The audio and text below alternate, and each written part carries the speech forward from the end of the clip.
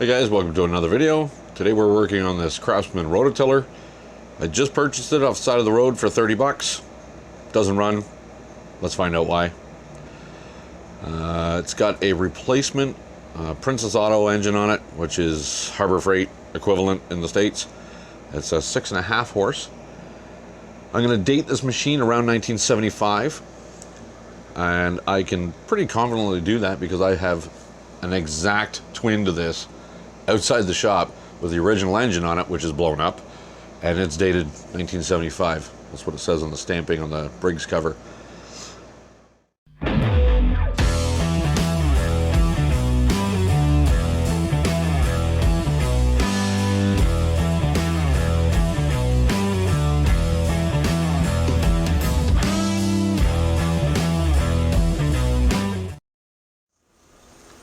Okay, so we went a little bit of a sideways direction.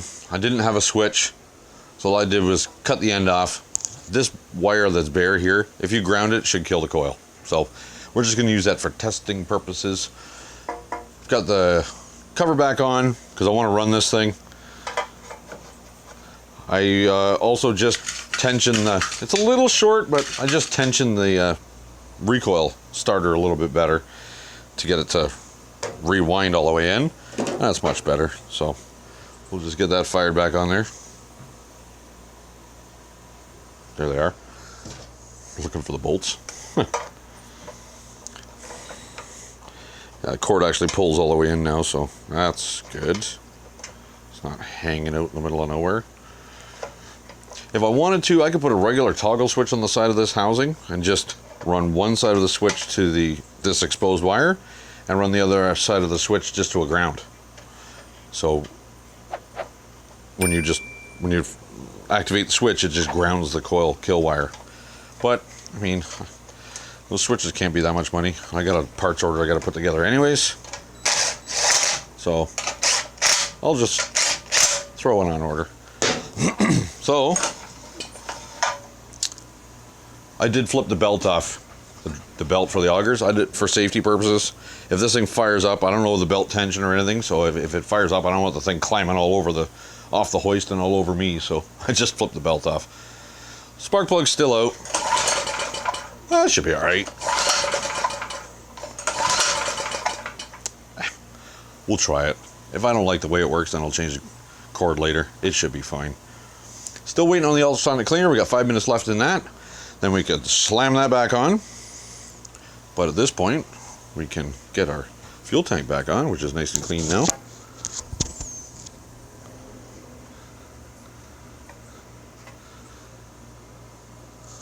The hose is not supposed to go under the cover. It's supposed to come out the side.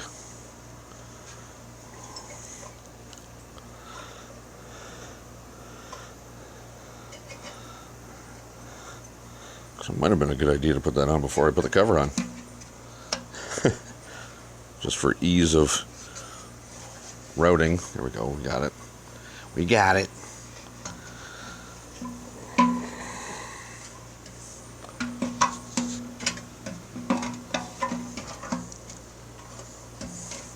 No, we don't. That is not the way it's supposed to go. It goes under here.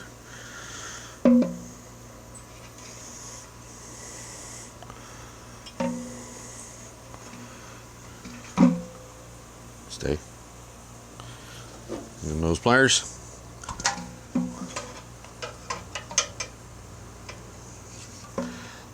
We got our beat this time. Yeah. Okay. This side in, that side in. 2 nuts and a bolt hold the tank on. 2 nuts on this side. So this is like I said, a Princess Auto engine, but it's just a Chinese copy of a Honda. GC.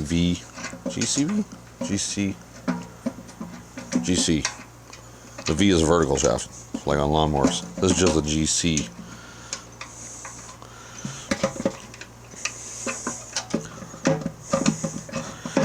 Get in your home. Started? Yeah, she started. Buzz these two. Little extension will get us on that back bolt. Only 3 bolts hold the tank on. That should do. I did pull that fuel sock out of there and it's demolished, so I'm not going to put it back on. That's no good. Let's get a spark plug in there. 2 minutes, 17 seconds remaining on the ultrasonic cleaner. BPR 6ES. Yes, BPR 6ES.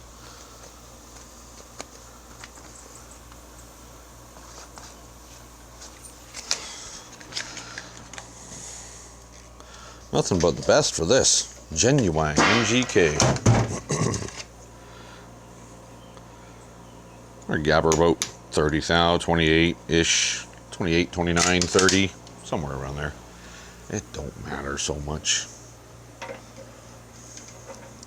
Ooh, shiny new.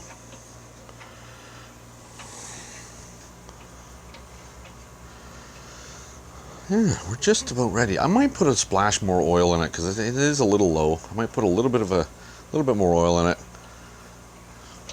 to run it testing purposes, and then I'll just drain it all out later. Change it all out for fresh. Just because it's quite low.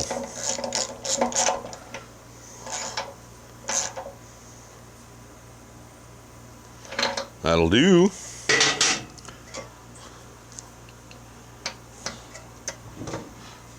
On.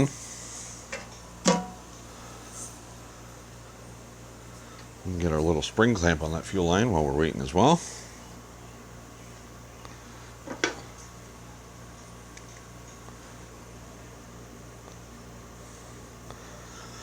"37 seconds left on the ultrasonic cleaner." Ow! Got my finger.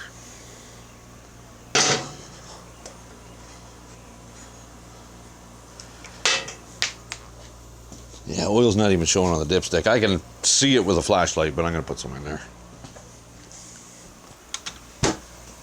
No sense blowing up an engine just trying to test it. So we'll put a little bit of SAE30 in there. Well, some of it is on the bench. Too lazy to get a funnel, eh? Beep, beep. Ultrasonic cleaner's done.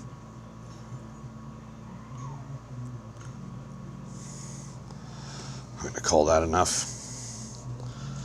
Just at the bottom of the threads there. Should be fine. It's reading on the stick now, so that's good.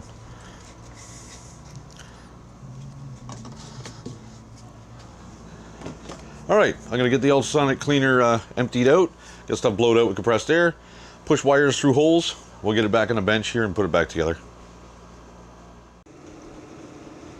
Alright, so it's not perfect, but it'll work. Let's get all our pieces gathered. That's that little pilot. Push a wire through it. Make sure it's passing wire. Anyway.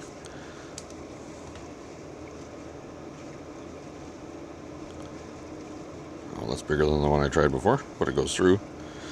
That'll work. I'm happy with that. Let's get that in there. In. Let's get our idle stop in there. What was it? 2 turns? Yep. I remember, even if you guys don't. Whoa! Get in your home.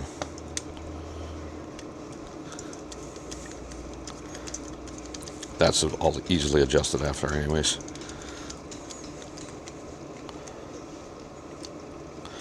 Half, 1, half, 2.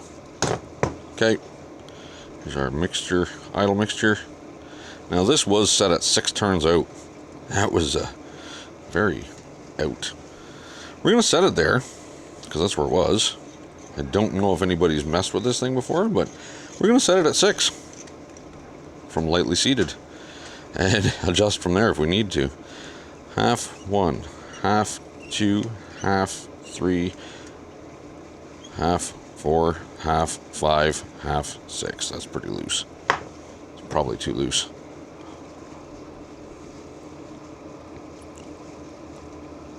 Let's get our needle on the float there.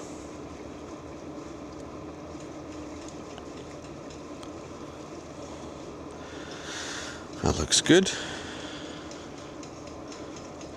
In the hole. There we go.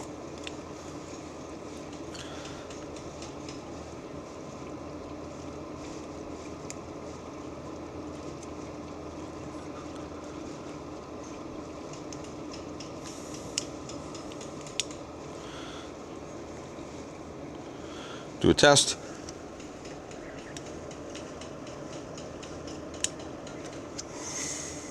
Oh.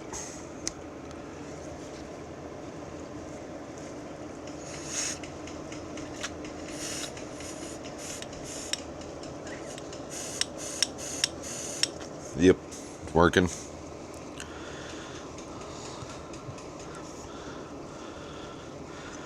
Motion tube. Just verify all the holes are clear. They are. Doink. Jet. Clear. I think the little O-ring popped. Oh, there's a little O-ring there. I think that popped off the pilot. We might need to put that back in. Come on. Always grief with these little things.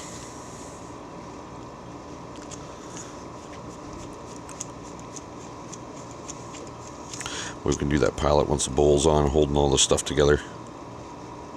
Snug our jet down. Nice clean bowl that I had in stock. Fits beautifully. Hopefully the gasket's in good shape. Hopefully it works okay. If it doesn't, I'll just change it out later. Here's my 10 wrench. 10mm wrench.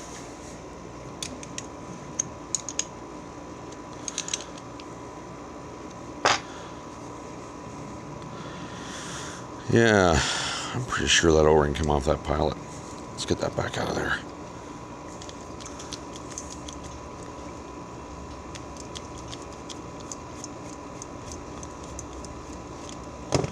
There's 2 O-rings on that, I believe. One on the bottom, little one, and one at the top, bigger one. Yep, that's the bottom one though.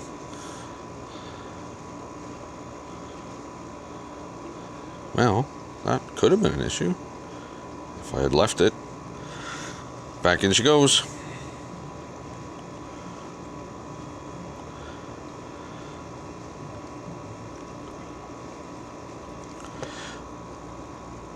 Run her back home, back it out 2 turns, then that's set as well.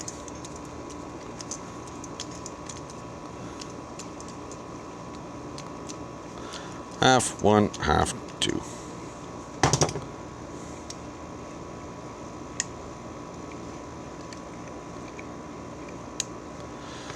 This goes there.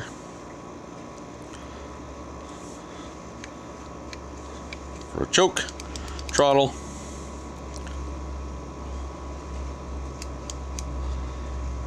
Well, let's throw it on there and see what happens. Okay, let's get this animal back together. That gasket in behind there is still good, so we're going to reuse it. This needs to go on that side of the lever. Get our throttle rod hooked up. Governor damper spring hooked up. Get our fuel line started.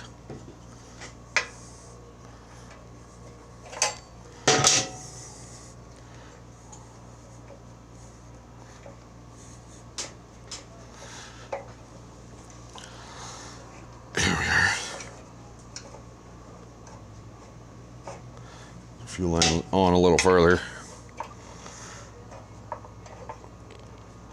There we are. Get our spring clamp clamped. That's on.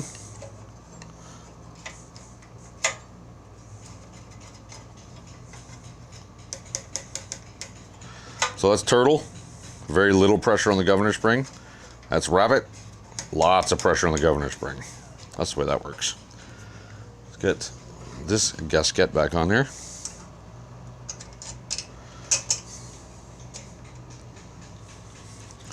Get this back in there. Start it on the studs. Make sure you get our breather tube here lined up into the valve cover, rocker cover, whichever you'd like to call it. Choke, oh, geesh. Fuel valve. Fuel valve, or choke rod need to be in that ish position to get them together. So everything clears. Okay, choke, fuel, breather, all comes together. 2 nuts and a bolt. 1 nut there, 1 nut there, 1 bolt up top.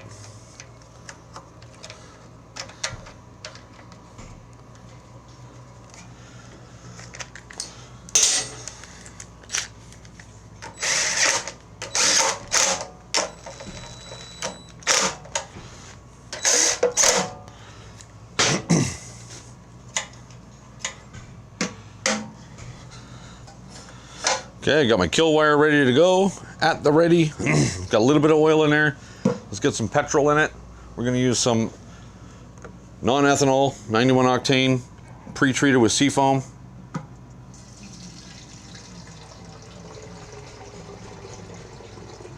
I like seafoam. I'm not sponsored by seafoam. I use seafoam. It works great for me. Enough to cover the pickup. Nice clear gas, not cloudy crap anymore.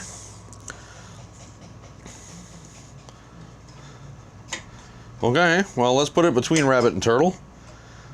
Give her some choke. Give her some fuel. But before I pull the cord, I'm just going to let it sit and see if that carb overflows or if it drips around the bowl gasket. So I'm going to give that a couple of minutes. I've got a coffee cooling down over there that's needing my attention. So stand by, we'll come right back to this. All right, it's been 5 minutes or so. Nothing's leaking out of the bottom of the carburetor, so that's okay. Fuel valve is on, choke is on. We're about half throttle. Fresh fuel. My kill wire is hanging free and clear. We've checked the oil, it's pretty good. For an initial run anyways. Tighten that drain, or the oil dipstick on the other side because it looks like it's been leaking. You guys ready? Let's see what happens. Oh.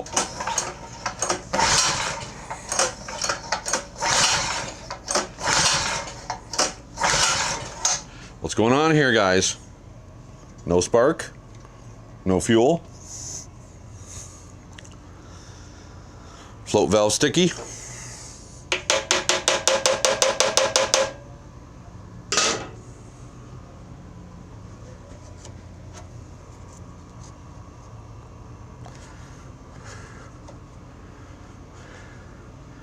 That might be on. I think that's off. I think that's on. I think this picture is wrong. Well, let's try now.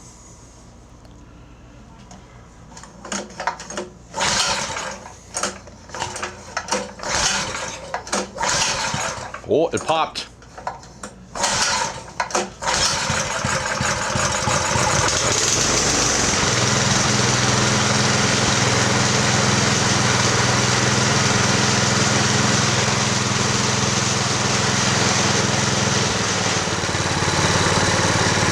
Idle speed is fine. Let's try wide open.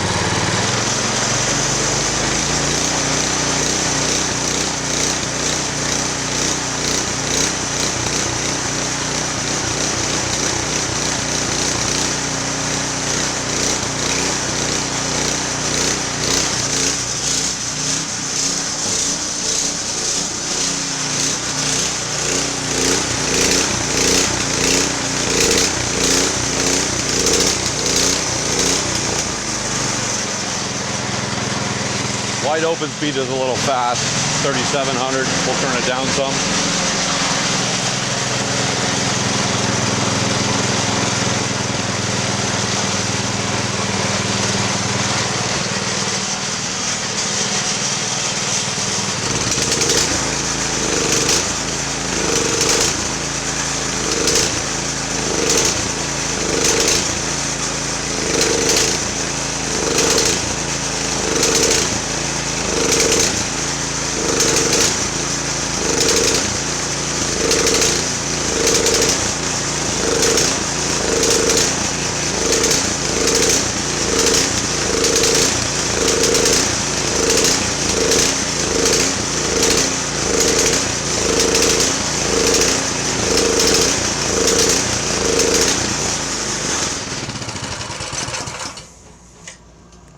Something going on there. That governor is not happy. We got some water steaming off of there. Could have a little bit of issue with the pilot. Could be a governor adjustment too. A little surgy, eh? Well, let's see if it'll restart.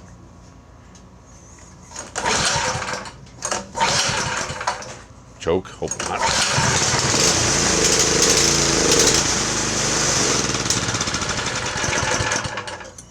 I think we got a fuel starvation problem. Could be that it's not, well, maybe it doesn't have enough gas in it.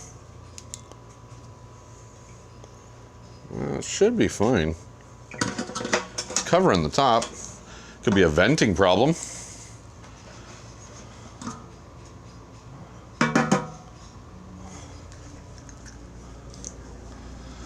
Fuel cap vent, maybe. Well, free and clear. Huh. Well, let's get the air cleaner on there. Sometimes that changes the way they run. Actually, a lot of times it does. We'll just pop that on there.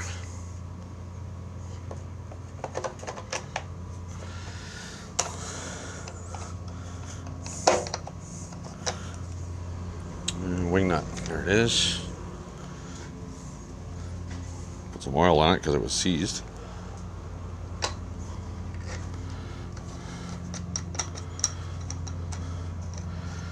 And we'll give it another shot, see what happens. But it seems like it ran out of fuel.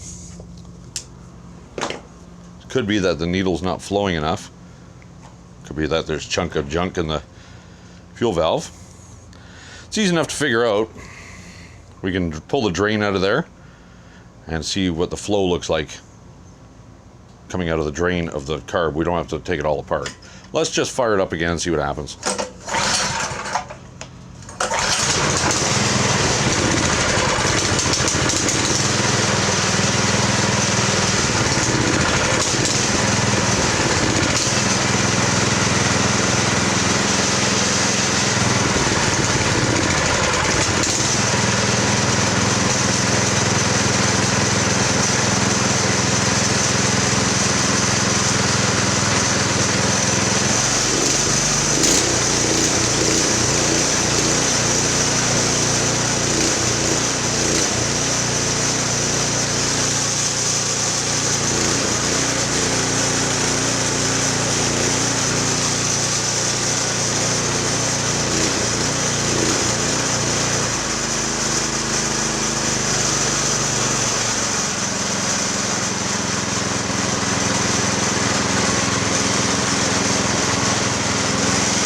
I don't know. Move the fuel valve over here, it runs fine. It was running out of gas with the car. The whole bench is rattling.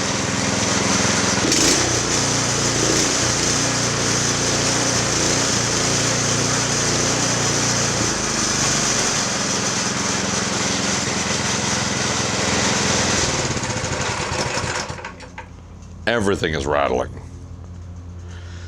Well, we found our problem. Fuel valve is labeled correctly, but for some reason it just didn't work for me the first time. But it's working now. Even the governor surging is better. I'm sure running a little bit of seafoam and everything through everything will help that and clean it up. So at this point, I think I'm going to take her outside, put the belt back on it, see if I can chop up the wife's gardens. Well, thanks for joining me on this video, guys. We got this 1970 4, 5, 6-ish rototiller back up and running. Unfortunately, I went out there to till some dirt and everything's planted, so I couldn't do anything, but I ran around the backyard with it. Runs pretty good, actually.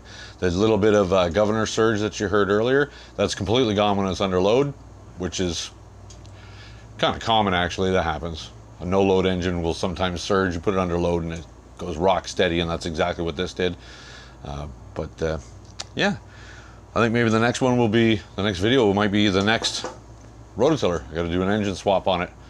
We're not going to do a 6.5 Princess Auto China engine on it. We're going to do a 5-horse Honda swap on it. So Don't forget to like, comment, and subscribe. Leave me a comment down below. I like reading what you guys have to say.